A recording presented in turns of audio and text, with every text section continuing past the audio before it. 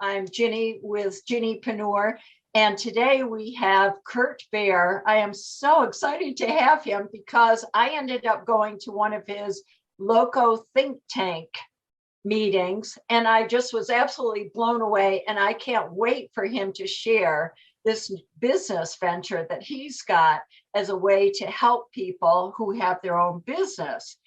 So Curt, first of all, how did you get into this?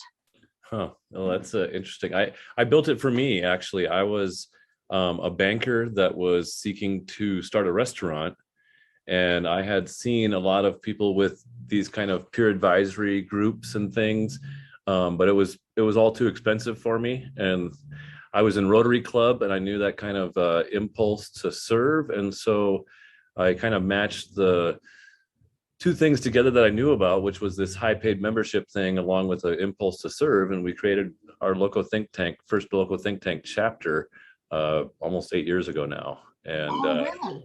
That long ago? Wow. It was a side business for over 4 years while I did the food business and other things. But the model was started then. And then the next winter, after the mobile food business was hibernating, I started another chapter and then another chapter, and it just kind of slowly built to something that could actually, employ me in a real job and even others eventually too. So that's where the starting happened. Oh, that's really exciting. Well, what's interesting for me is I'm all about who do you know, and I ended up meeting Curt at Tabletop Networking.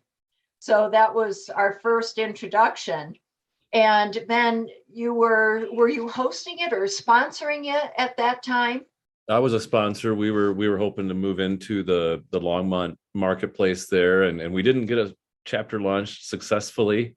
I'd like to say when we launch a chapter, it's like a 7-way arranged marriage. You have to find all of these members kind of at the same time that are ready to go, and everybody's got to bring their own special sauce to the mix. Everybody has to give and receive to really find value in these membership groups.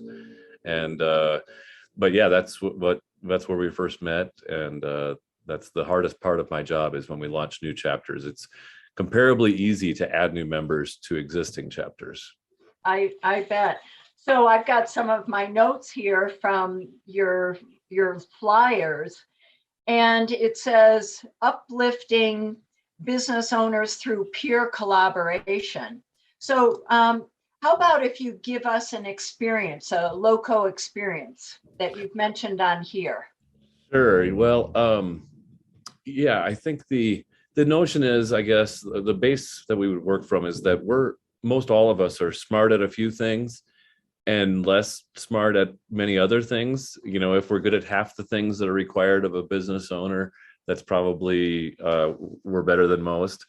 But if we get people that are good at different things, then we can, through processing challenges together, come to better outcomes. And so it's my job. I say I'm the mixologist when we're building these chapters. And so I'll be intentional to find people that are really good at marketing, or maybe they even have a marketing business, or people that are great at finances and they do people's budgets and taxes with them, or they're great at culture building within their manufacturing business or their service business, and that's what they really bring. And so through combining these different kinds of thinkers, everybody gets to rub off on each other, and hopefully it's kind of a positive peer pressure environment where that thinking better about things creates stronger businesses and more growth and higher paid employees and all those good things. That's true. And, as you're saying this, in a way, it makes me think of like your own board of directors, people who come together with their thoughts and ideas to kind of brainstorm on how to improve their own business. So I got to experience one of them. I'd love for you to share with our audience how you go about doing it. Say, we're at the meeting, and how does it go? Yeah, that's great. Great setup for the actual LoCo experience. So we have a 4-step process we call the LoCollaborative process. And step 1 is really to put a question on the table. So different than a board meeting, where a board meeting might go through all these different segments of the business. Here, we really get down to one specific question. For me, 6 years ago, it was, should I expand my food trailer business? Should I add a second trailer to my mobile food operation because I'm working as hard as I can and I still don't make enough money? So I should scale up, right? And so Right. we give it some background. We say set the stage. And so we set the stage and ultimately ask a question. Stage two, after that question is on the table, then it's really time for the fellow members to only ask clarifying questions before they're allowed to make any suggestions.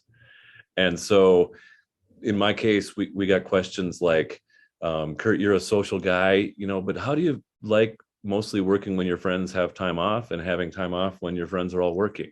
Or, Oh, I bet yeah, that hit home with you, right? well, they had gotten to know me, they knew me over an 18-month period. And so that's part of it. People have heard of masterminds and taken part in them, but they're usually not a durable organization, whereas our members might be together for years and years. And so they really get to know each other's strengths and weaknesses and predispositions. And for them, they saw that I was, a social guy. They knew I was a creative guy. I really did enjoy creating the business, making up the menu and the names and building the website more than I did just running the business. A lot of more stable managerial kind of things involved with that, ordering the food and all these things, more task oriented things, not really my best thing. And so after these questions came out from these members and I answered them, and that's your job as the presenter, isn't to make excuses or to get defensive with your fellow members, but just own what you've done, what your real desires are, etc. Then the third step, after the enough time has passed, enough good questions are out, is suggested solutions. And we've got a professional facilitator in each chapter, and that facilitator, to backtrack just a bit, that facilitator moves them through the process, keeps the agendas, and they have been there, done that. Their business journey is one that represents a success to the members of the chapter. That doesn't mean they have all the answers, but they've been there, done that, so they know how to ask good questions as well.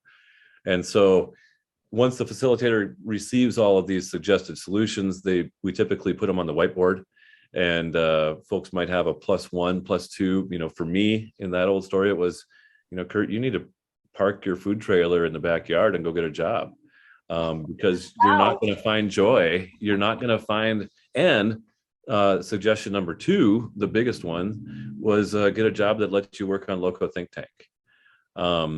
Because they could see me. I like to say sometimes other people can see you more clearly than you can see yourself.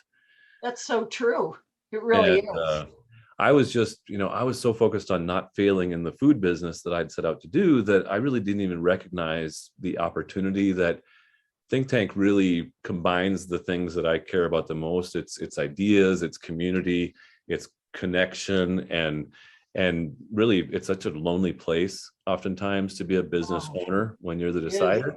Mm-hmm. And we I like to say we're 2 parts board meeting, 1 part support group.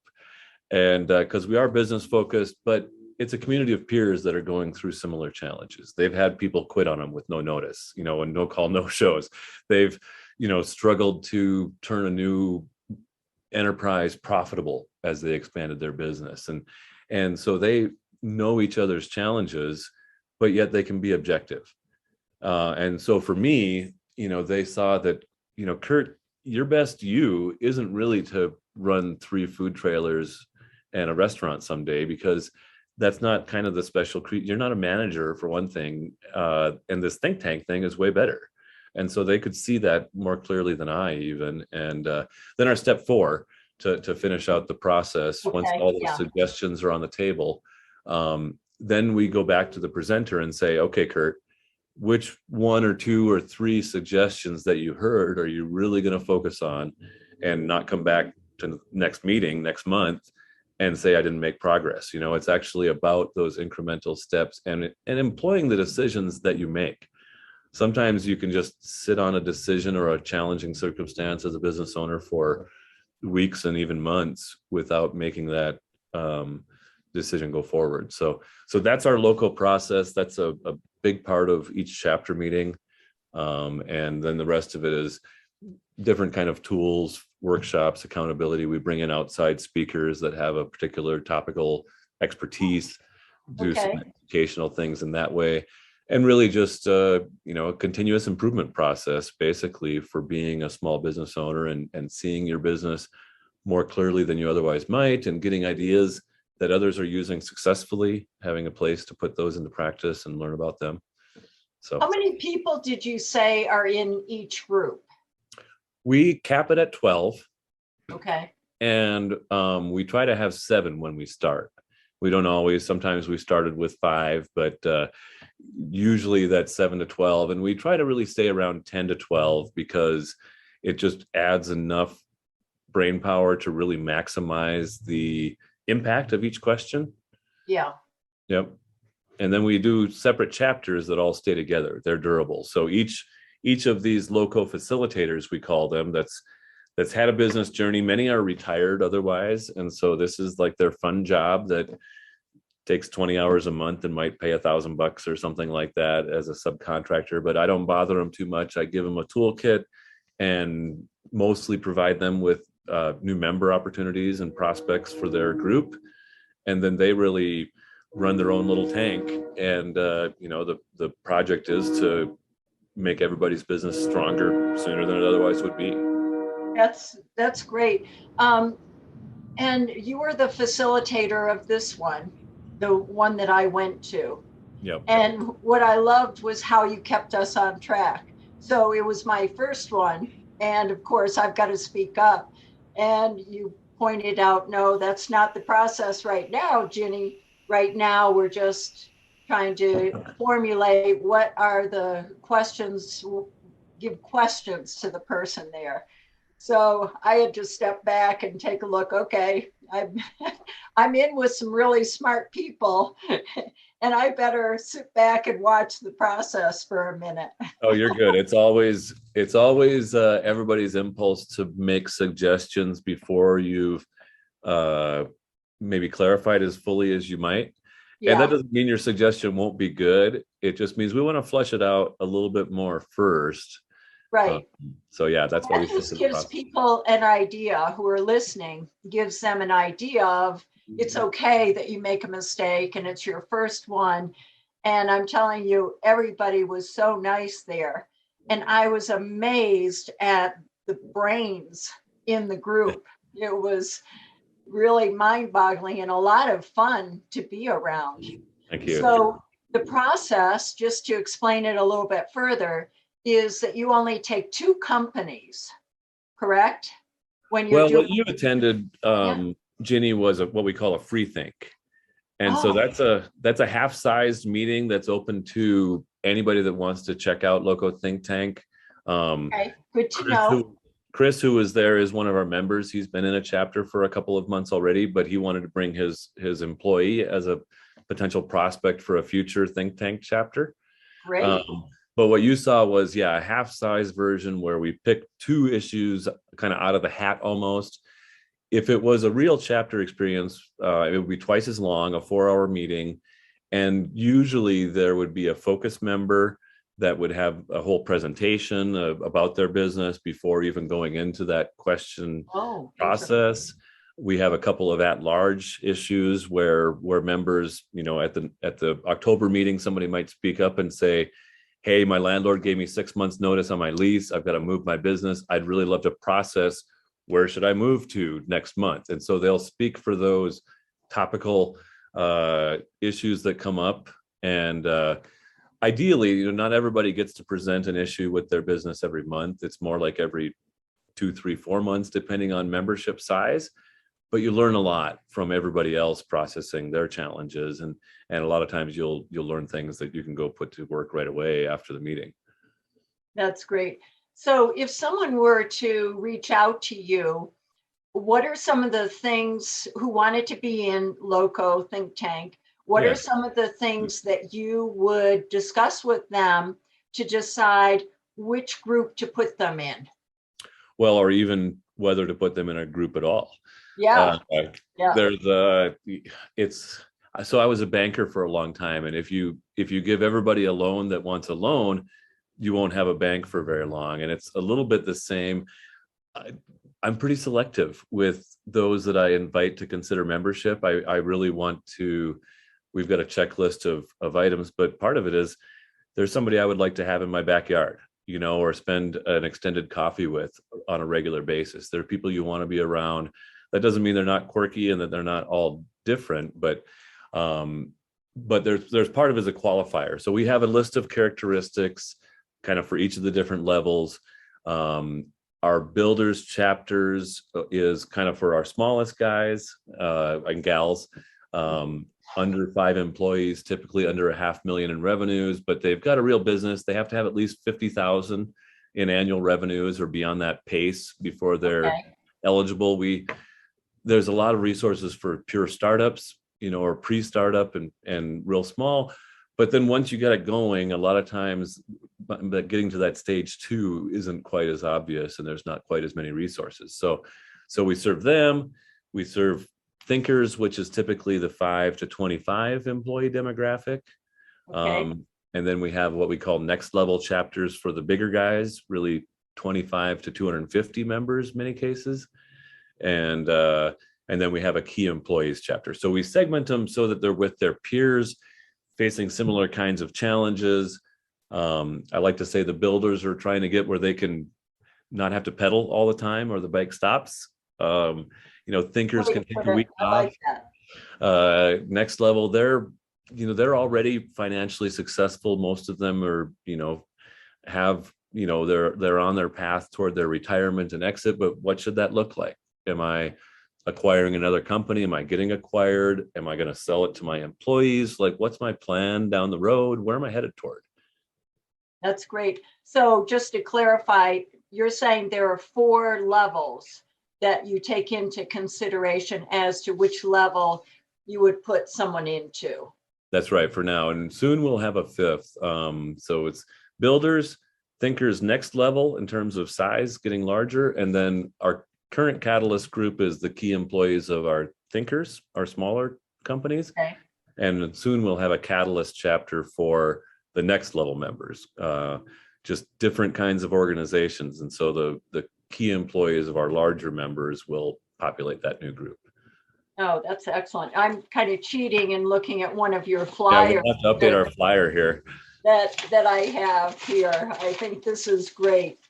And I see. Go ahead. I was going to say, we like to say that each member should really add something special, and oftentimes even something that's not in the chapter at all. So I'll go target specific business owners and things to try to find the skill set that group might be lacking. If there's, like I say, not really a lot of financial expertise in the room, then I'll go look intentionally for somebody like that to bring it. So. Well, do you go around to the different chapters and check them out every once in a while, or you have the facilitator meet with you, or you meet with the facilitators and find out how it's going, if they have any needs? Is that what you're saying? Yeah, a little of both. We have what we call a facilitator forum every 2 months, and that's almost like a chapter meeting, but I act as the facilitator for my facilitators. And so it's a chance for me to transmit any news updates about what LoCo's up to and new programs or updates to the referral program or this or that. But mostly it's for them to process the challenges and opportunities that they're actually having in their group, and really to transmit best practices throughout the chapters. We also do surveys fairly regularly, once or twice a year, among our members, and just ask how we're doing and share that information with the facilitators. They want to do a good job. They want to know where they're missing. And then, about once a year-ish, not really scheduled, but facilitators will have a vacation or something. And so I'm a substitute facilitator. Lucky you. Yeah. And I've gotten to do that probably about 4 times this year so far, 5. And so that gives me a chance to go and connect in person with those members and really serve the group in that way, and just to hear from them without the facilitator looking over my shoulder, how things are really going and stuff. Yeah. Little sneak preview for yourself. Now, you said that it's 4 hours long. And do they meet once a month or weekly? How does that work? Yeah, once a month is our normal rotation. typically the same cadence. So third Wednesday afternoons or fourth Thursday mornings or that kind of thing. So everybody's kind of on the same rhythm, unless there's, a holiday. Fourth Thursday is Thanksgiving this month. And so they won't meet on Thanksgiving, obviously. So they talk about it moving around. And then most of the chapters get together between times as well. And it's either on a one-on-one basis, or a lot of them have chosen to go to kind of a cohorts model where 2 or 3 or 4 of the members will meet with the facilitator and just check in on a few things from the meeting, maybe have a quick topical discussion that doesn't have time between, for the chapters, uncover challenges that they should process at upcoming meetings and that kind of thing. So we try not to go like a full 30 days. And even for those groups that don't meet one-on-one, a lot of times the members will like set an intention to meet with a fellow member each month as well, just to keep that level of connection up. I'm sure that's really helpful. The continual, at least a chat. Does that help with accountability, or people in this phase don't really need that accountability? I think people in every phase need accountability. It kind of depends on the person. When we founded, we founded, and then about 2 years later, we looked back and said, did a mission and vision and values and things. And we said perspective, accountability, and encouragement was kind of the 3 pillars that we rely on. And people come for different reasons. I'm not very good at always being accountable to myself. But I'm really responsible to a team. And so for me, that accountability is pretty clutch. I don't want to show up and tell my chapter that I didn't sell my food trailer after a year and a half of being parked in my yard, right? Other people, perspective is really clutch. They just can only see their business from the inside, looking through the binoculars. And so for their fellow members to say, hey, why are you spending 60% of your time working on your lowest margin portion of your business when you've got all this demand on this other side that makes more money and you're not spending any time there? Like, pull your head out of your butt, Curt, or Yeah. And so the perspective of other people, getting to know your business, getting to know you, understanding how it works, that's really clutch. And then, not everybody, most of us as entrepreneurs, we have a vision and we're not there yet.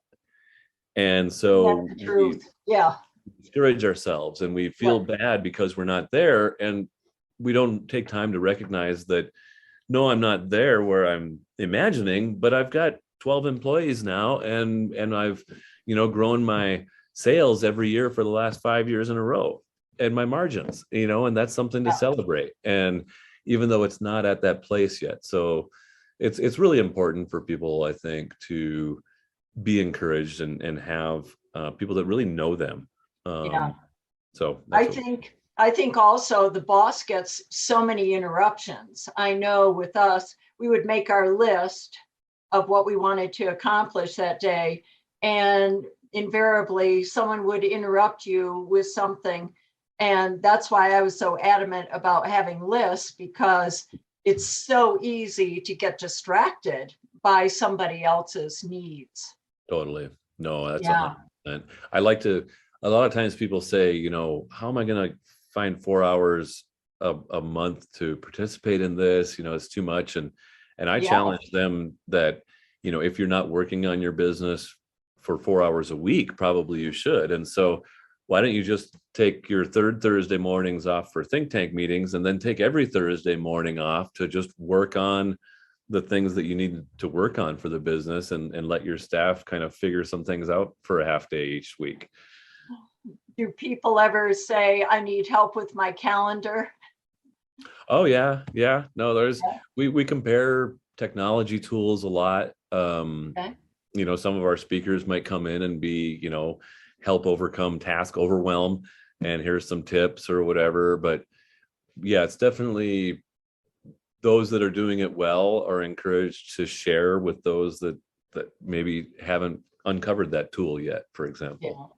Yeah.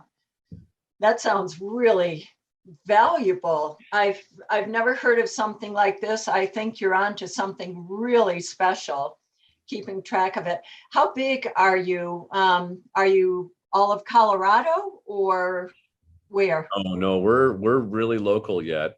We have 10 chapters, so we're That's right around big. 90 members in 10 chapters, and they're in Fort Collins, Loveland, and Windsor right now is where each of those chapters meets. And so we're Okay. pretty concentrated. That's been the puzzle, is how do we like really empower geographic expansion? I had, thousands of contacts around here in Fort Collins, Loveland from my 15 years as a banker.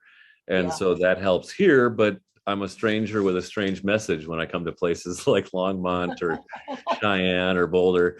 And so it takes a lot of time to just make those relationships, because it is a relationship driven enterprise. So we're pretty small yet.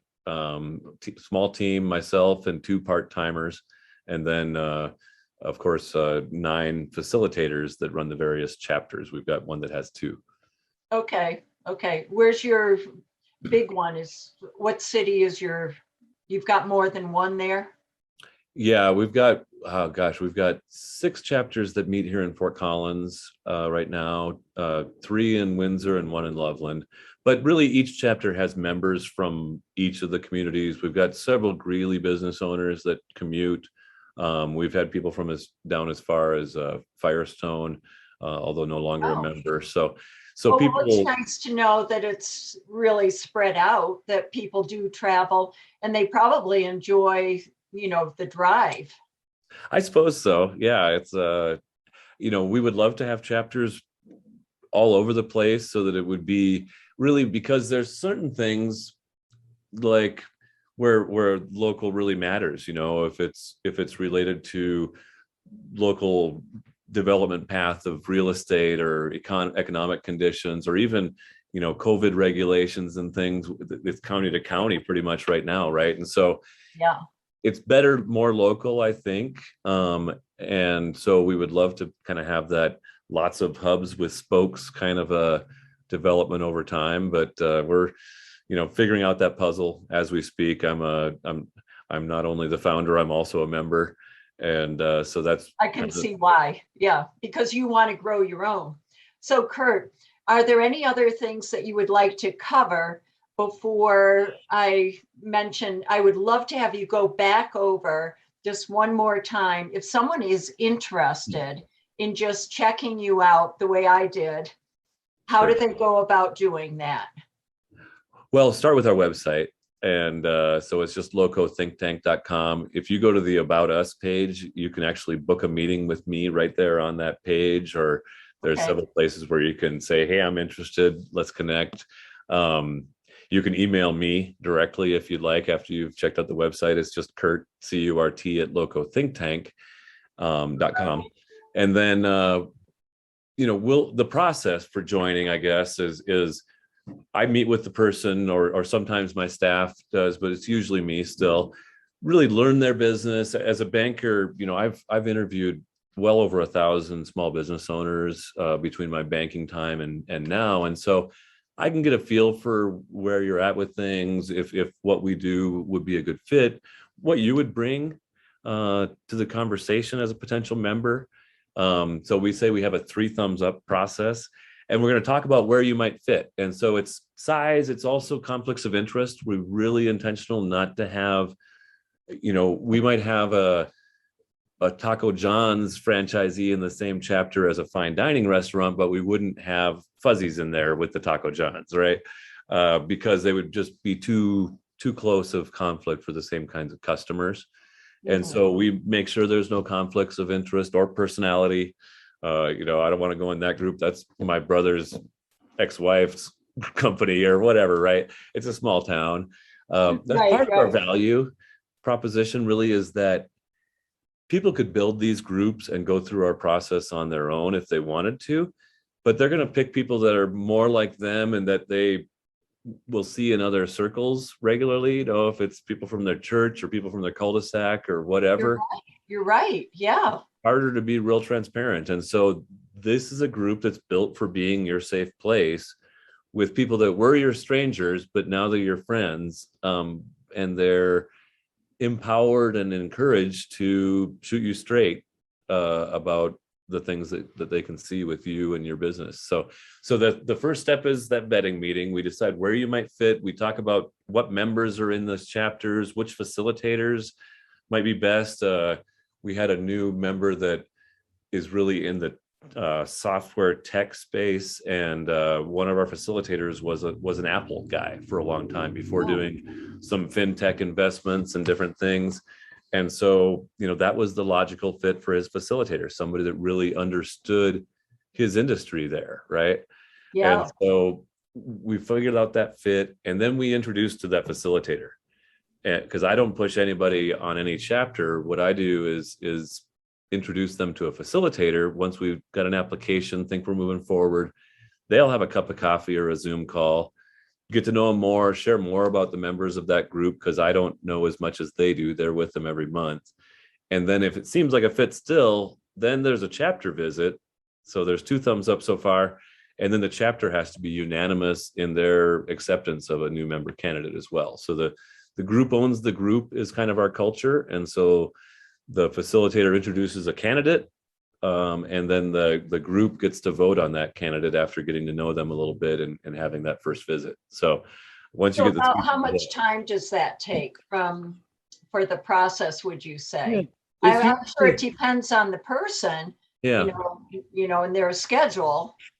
Sometimes it's a quick turn. I've had times where I met somebody that had already been in Vistage, which is like the national competition for us. They, departed that some time ago, but they've been looking for something like this. And so they, did a quick meeting the next week, and 10 days later, they were visiting their chapter for the first time.